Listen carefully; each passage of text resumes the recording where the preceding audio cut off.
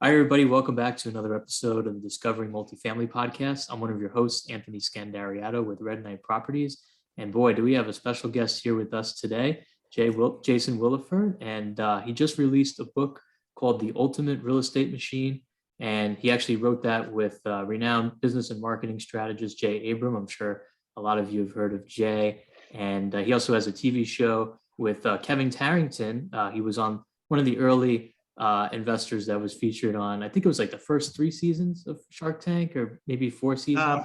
I'm honest. I know he was on the first season, but Yeah.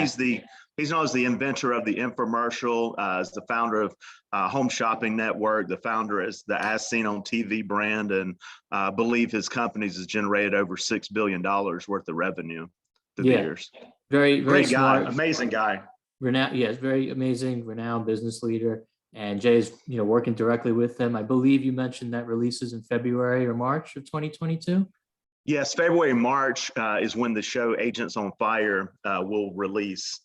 So we're behind the scenes right now. And Agents on Fire, just quickly, is a reality TV show that's going to be on all streaming networks, where agents are competing for the grand prize at the end of it. So behind the scenes right now, they're actually, and it's my job as the host and the mentor to get them rapid exponential results, because I only have 3 months to ramp up their business. Right. But to me, it's not just about ramping up their business, about laying a solid foundation that will keep ramping their business upwards and onwards for a long time to come. So yeah, it's been really fun, actually.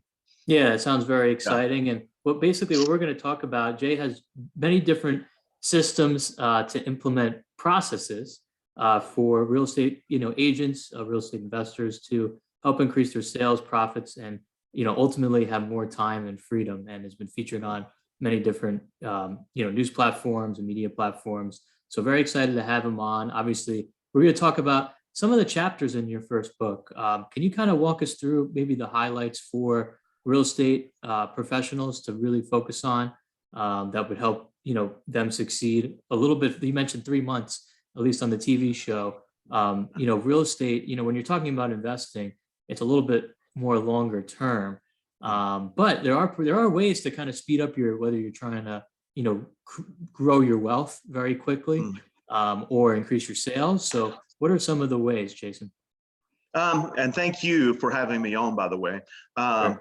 And I want to, more than anything, talk to your audience, which is primarily investors, correct? That's correct. The book wasn't just written for intellectual entertainment, to just write the book and then not take action upon the book. The book was actually written with Jay Abraham to be one of the books that you read over and over again. It's the one that, when you have business problems and you can't figure out how to break through it, and then you're like, oh my, I read that in the book, I need to go back to that part in the book, get more clarity from that, and then dive deeper and see if I can untangle that Gordian knot. So is what I want to do is the book was written for high producing real estate agents, team leaders, high producing agents. But there was even a mistake that I made. In one of the chapters, there's 29 marketing mistakes that real estate agents cannot afford to make. And quite honestly, those 29 mistakes are mistakes that any business owner, whether it be an agent, whether it be someone that's investing in property, are making. As you and I spoke about before we hopped on, when you live in the world of optimization, there is no finish line. There's always room for improvement. Mr. Abraham, he has a new product that he launched about 2 years ago that he gave to Tony Robbins' highest level, his platinums, which is over $100,000 a year to join that. He gave them to the Lions, which are I think it's 150 or 200,000 a year for that.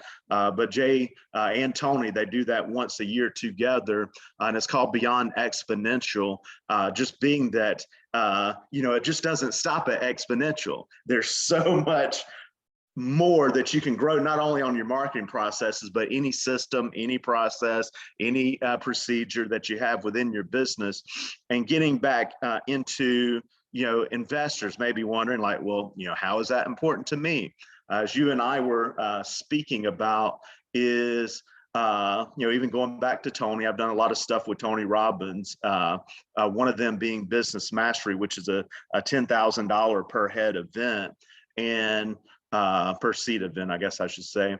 But one of the biggest takeaways that I got from Business Mastery that's just ingrained in my mind, because Tony intentionally ingrains things in your mind through chanting and all that stuff for 4 days for 16 hours straight per day. But winter is my season is what's embedded in my mind. And there's always opportunity within adversity. And one thing, and I don't believe in taking advantage of people when they're down and out. So I'm not saying that. I'm saying that we all know that the real estate market has been super hot.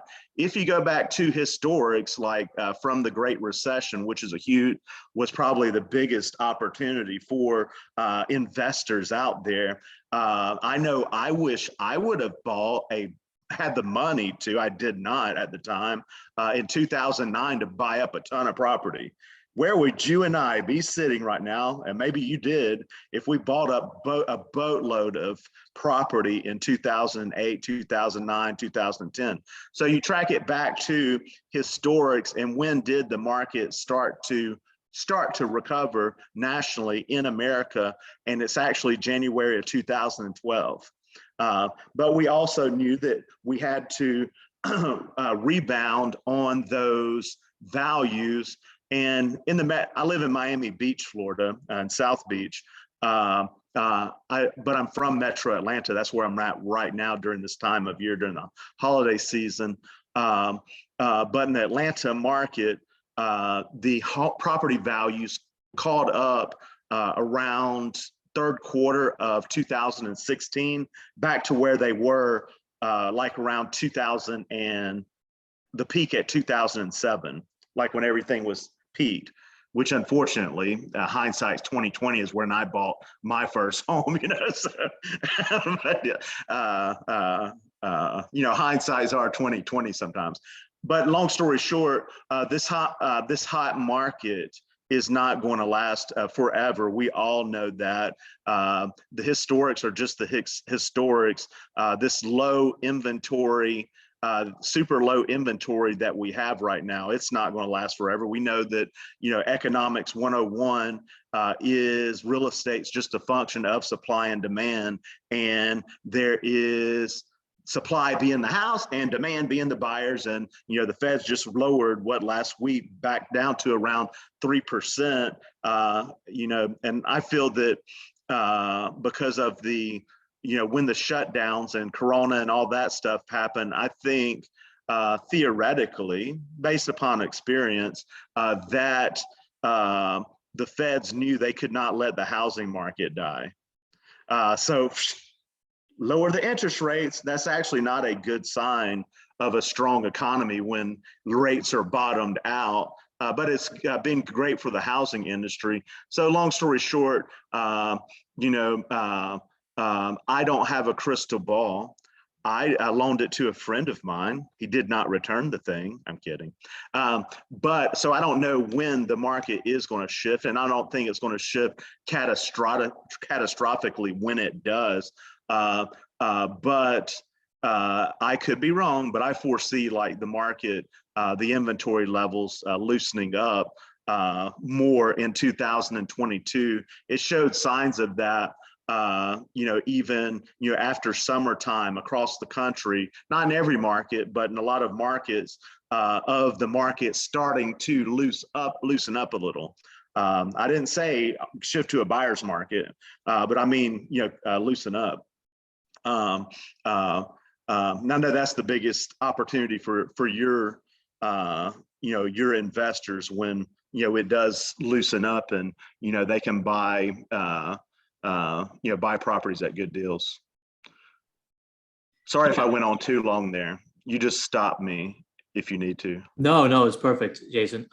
So what I was just going to ask you is there's a lot, like you mentioned, a lot of the different monetary policy that the Fed put in place. I mean, primarily because of the virus in 2020. Ever since then, you mentioned, the year over year home growth. Now it's matching 2007 in Atlanta, where you mentioned where you're from.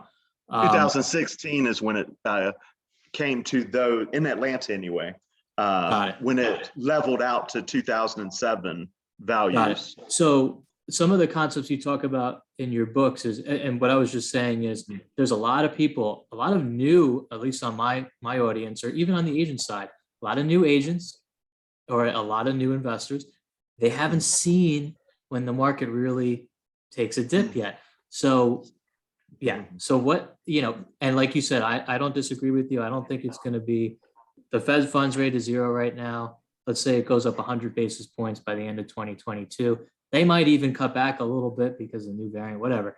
But when that does happen, a lot of people have been making money in real estate since March of 2020, like they never had before in their life. And now all of a sudden there's going to be more inventory. There's going to be less. I would say there won't be less buyers.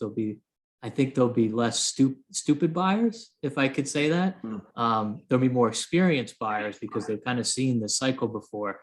So how do you kind of set up some of the new birds for success when the market does crash on both the agent side and the investor side?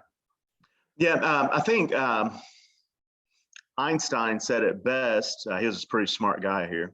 But Einstein said it best is that to me, he said it best, that any fool can make things complex, but it takes a real genius to make things simple. And I'm going to take a shot at making things simple. And I think it just all comes back to winter is my season, being that, during economic downturns, during market shifts, that's when a lot of opportunities come available for real estate agents. Already, why did I even write the book? There's an over 80% failure rate that first year agents won't make it to year 2. Last I seen from one article was like 87%, which is crazy. Plus, per Business Wire, only 11% of consumers trust real estate agents. That's not very good. That's why chapter number 4 is called the preeminent agent, which is being, in a nutshell, the number one most trusted advocate for the consumer in the market. And I can go deep into that, and I'm not to save you time and your audience. But basically, I think it's a travesty, whether you're a real estate agent, whether you're a team leader, whether you're an investor, that these people had hopes, dreams, desires to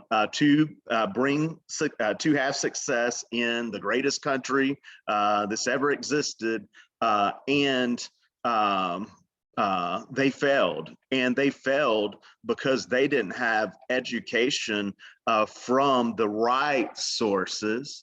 Like yourself, you've done over 200 podcast interview, and before you and I hopped on, you said, hey, is what I want to do. I just want to educate people. And it's just fun. And you said, hey, it's amazing how much it's helped my business out since I've started educating people. And how do you become the expert, the preeminent agent? What you do with investors is by simply educating people. It's by giving back, seeing as people as clients before they're even clients. So that's the number one thing that I would recommend them doing. And excuse the plug for my book, but whether they are an investor or an agent or a team leader or into mortgages, going back to chapter number 4, the preeminent agent is the one that I would highly recommend them read because there's a lot of real estate agents out there. There's 1.4 million real estate agents in just America alone. There's a lot of investors out there fighting for the same homes in this low inventory market. So you have to, I just believe in differentiation and standing out. I personally I've never wanted to be a part of the herd that has a consumer trust rating of 11%. So I want to, and how do I want to stand out? There's only two ways to stand out. Two ways. Number one is add as more value than anyone else in the market by being innovative. And what is innovation? Let's keep that simple too. It's just adding value where it currently doesn't exist. So if you're an investor, when you're offering things that other investors do not offer, that's innovation. And you always have to be innovating. So the second way to stand out, to differentiate as an investor or as an agent in the market is being the cheapest out there. And you can only race so much to the bottom. So that's never been my sweet spot. I've always just been any product that I've ever sold, and I've been in 100% commission sales since 1999. I've never sold the cheapest product, and I'm not knocking folks that buy the cheapest product, but I don't buy the cheapest products either. I believe in paying for. I believe in paying for what you get. Price is what you pay. Value is what you get for what you spend your money on. And expensive and great product, or excuse me, cheap and great product is usually never in the same sentence. Yeah, I love what you're saying. You got to differentiate. And can you talk about some of the ways agents or investors can differentiate? Obviously, you and I, we have our media platforms, right? Which is great. Are there any other ways? Maybe someone doesn't want to do a podcast or doesn't want to write a book, or what are some other ways to educate? So if they don't want to do, well, first of all, I would highly recommend, I do a good bit of neuro-linguistics programming training, like over $60,000 worth of it I invested back into myself over the past 2 years or so.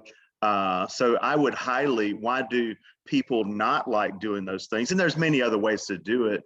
I'm just saying that, yes, there is, because I'm just authentic. I'll shoot you straight. Yes, there's a reason why I wrote the book. Yes, there's a reason why I'm launching a podcast as well to my audience of real estate agents and team leaders. Yes, there's a reason why for the TV show as well that I'm hosting and mentoring it and spending currently about 20 hours a week of my time that's is expensive, like your time's expensive. And it goes back to educating the consumer. So is what I'm even going back to videos and having videos out there. My first billboard that I had this face on, this face isn't Tom Cruise face, you know what I'm saying? So yes, I was stuck in my head is what I'm getting at. So that would be my first recommendation for those that don't want to do that. Is you got to bust out of your comfort zone, and not to sound generic, that's said like over and over, maybe overused, but it's just the truth that, you have to bust out of your comfort zone and do those things that you don't want to do, but you need to do. And doing that at a very cheap level, it doesn't cost you anything to start a YouTube channel and do videos. Videos are powerful. It's what do the search engines want? I do a lot of masterminding, high level masterminds. War Room is one of them, which is for digital marketers, internet marketers. It's known as the best in the world. It's rated as the best in the world, primarily West Coast. So I've done a lot of studying there too, and I'm not a know-it-all. I'm not trying to act like that I am. But what do social media platforms and search engines love? They love video. And if you're not doing video, you're holding your business back. So that's my biggest recommendation for those people. If you don't want to do those things that can attract clients to you, because I would much rather attract sellers. If I'm an investor, I want to attract sellers so I can buy those homes versus having to chase those. And same thing, as a real estate agent. My company out of Atlanta, we're the Inc. magazine ranked us as the 354th fastest growing privately held company in America. Then the next year, 904. Then the next year after that, 1345. So, we did have rapid exponential growth year over year, which is hard to do year over year. And it just really came down to busting out of limiting beliefs. Because I was homeless at one time too, when I was young. Mm. I was broke in 1999 when I was first starting out in 100% commission sales, selling vacation ownership with wolves on the sales force, 50 of them, very highly polished sales closers, master closers, and me being full of pea and vinegar, young buck. Those are some tough times right there. But that's what I'm getting at. You just had to keep on pushing through and do things you don't want to do. I think is that my biggest takeaway. If you don't want to do those things, and you don't have to write a book, but I would recommend you writing a sales letter. If you don't know what a sales letter is, it's in the book. I think it's chapter 8. On the power of direct response marketing, branding versus direct response marketing. And if you don't understand what direct response marketing is, which is, hey, when I'm going to market $1, if I want to spend $1 on marketing, how am I going to generate $3, $10? Per every form of marketing that I'm doing. That's the type of marketing that you and I can afford to do, and everyone that's listening to your podcast here, because the ones that can't afford to brand and put what I mean by branding, like Delta, when I go to the airport today, they can have a billboard that has a logo on it and nothing else. They're Delta, they're Home Depot. They're those companies. They can afford to market without having a unique selling proposition, without having a call to action, without having a risk reversal in their marketing. And I don't want to sound like I'm talking over your audience's head because I didn't know all these things, because some may not know that, but I would highly recommend, again, excuse my shameless plug for my book again, and I didn't come up with all these concepts. I am like laying that out there. Jay Abraham, I modeled him the best that I could. I'm not him, obviously. But that's just what I've always tried to do. And that's what I recommend, going back to your question, the investors, the real estate agents, the folks that, are starting out, not just the ones that are starting out, but even if you've been doing it, even if you're the #1 real estate agent in the world, there's always room. If you're doing $20 billion a year, I don't think there even is someone, a team leader doing 20 billion, but if they were, they could be doing 40 billion. That's just the way I think. Right. No, that's great. And especially, you talk a lot about limiting beliefs, and some people get comfortable with with that situation, with, whatever sales they bring in. Oh, it was the best year I've ever had. Oh, I'm going to slow down next year. You can get drunk on this market right now. Right, exactly. So that's why I wanted to ask that question of, okay, how can you keep the momentum up for when the tide turns? So that was a great response. Jason, how can you mention your book again, at least, your book that you just released? How can my audience find it? You can go to, you just go to Amazon, The Ultimate Real Estate Machine, Jay Abraham, Jason Williford. It's on Amazon. You can get it hard cover, you can get it paperback, you can get it Kindle. If they are real estate agents, they can go to the website, platinumrealestatecoaching.com. There's over $1,200 worth of bonuses in there when they purchase the book. So they can go there and, get the bonuses as well. One thing I did want to recommend before we do break is referrals and referral generation. There's also a chapter in there that is about referral generation, period. And even Damon John from Shark Tank called Jay Abraham the #1 referral system guru in the world. So, there's a chapter that, can help your investors generate the #1 most proven, most profitable, most overlooked, most underutilized lead source, not only for real estate agents, but investors, mortgage professionals, etc. And if they go to the bonuses, that is one of the 5 bonuses that's on the website in there. Is there's a little giveaway for referral building language, testimonials building, and review building in there. That would probably be helpful to your people. No, excellent. I definitely encourage my audience to check out Jason's book on Amazon and order it, and definitely, learn from it and implement it in your business and in your life.